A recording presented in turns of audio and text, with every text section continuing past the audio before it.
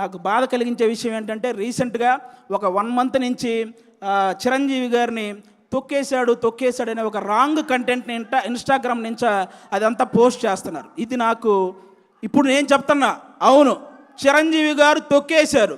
ఏంటో తెలుసా, ఇండస్ట్రీలో తెలుగు సినిమా ఇండస్ట్రీలో నంబర్ 1 అనేది కంటిన్యూ అవ్వటం ఎవరి వల్ల కాదు అని అహంతో మాట్లాడుకుంటారే, వాళ్ళ అహాన్ని తొక్కేశాడు. 30 సంవత్సరాలు కంటిన్యూగా నంబర్ 1గా ఉన్నాడు.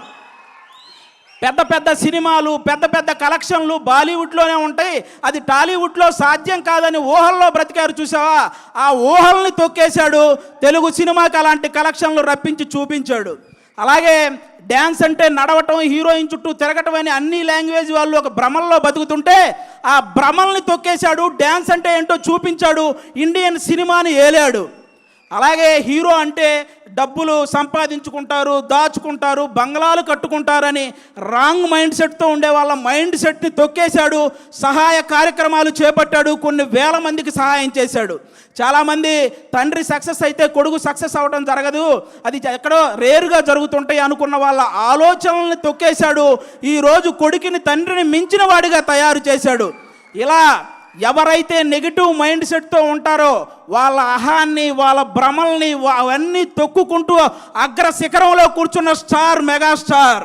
అలాంటి మెగాస్టార్ గారి గురించి మీలాంటి వాళ్ళు ట్రోల్ చేస్తే మీరు నవ్వులు పాలవుతారు, కానీ ఆయన సాయంత్రం పూట సరదాగా కట్టుకు తిరిగే లుంగి పంచ అంచు కూడా కదలదు.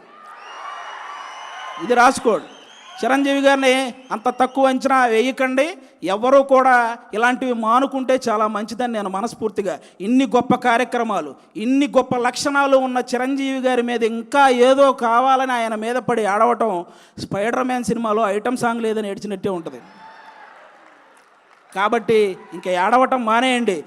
సినిమా ఇండస్ట్రీకి 100 సంవత్సరాలు వచ్చినా, చిరంజీవి గారికి 100 సంవత్సరాలు వచ్చినా సింహాసనం మీద కూర్చునే అర్హత అక్కడ ఆ ఇంద్రుడిది, ఇక్కడ ఈ ఇంద్రసేనుడిది. ఒకటే లైఫ్ బ్రదర్, అనుకున్నవన్నీ చెప్పేయాలి, అనిపించినవన్నీ చేసేయాలి. మెగాస్టారు, పవర్ స్టార్ ఫ్యాన్లుగా పుడతామా ఏంటి మళ్ళీ? థ్యాంక్ యూ సో మచ్ అందరికీ. Thank you. Oh my God, thank you.